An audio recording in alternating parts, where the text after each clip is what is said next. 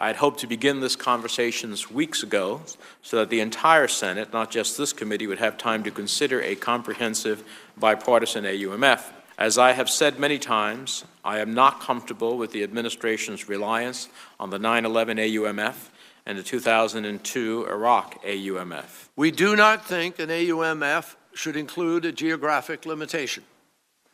We don't anticipate conducting operations in countries other than Iraq or Syria, but to the extent that ISIL poses a threat to American interests and personnel in other countries, we would not want an AUMF to constrain our ability to use appropriate force against ISIL in those locations if necessary. In our view, it would be a mistake to advertise to ISIL that there are safe havens for them outside of Iraq or Syria.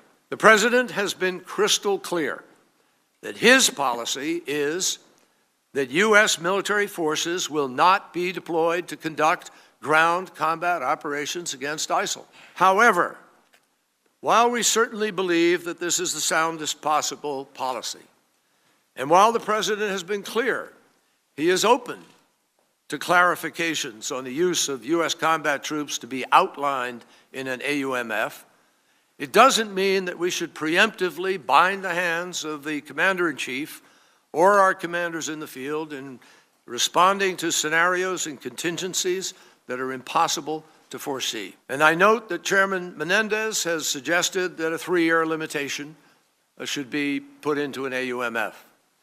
We support that proposal, but we support it subject to a provision that we should work through together that provides for extension in the event that circumstances require it. Authorizing U.S. ground troops is a subject of debate here, but my text precludes America from being dragged into another unlimited and unending war in the Middle East.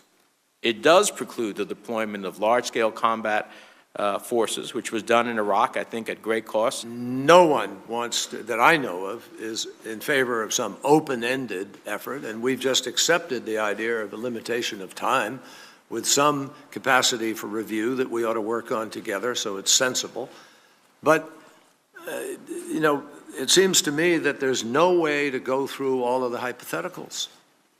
And you simply wind up tying the hands. Well, it sounds to me like you're making a case for a rather open-ended authorization, which if that's what the administration wants, it should say it. There's a way to come together to work through how do we resolve this difference in a way that isn't open-ended, and I think putting a time limit on it is a serious statement about the administration. Well, you know, there's a famous movie that says, "Show me the money." I'd say, "Show me the language."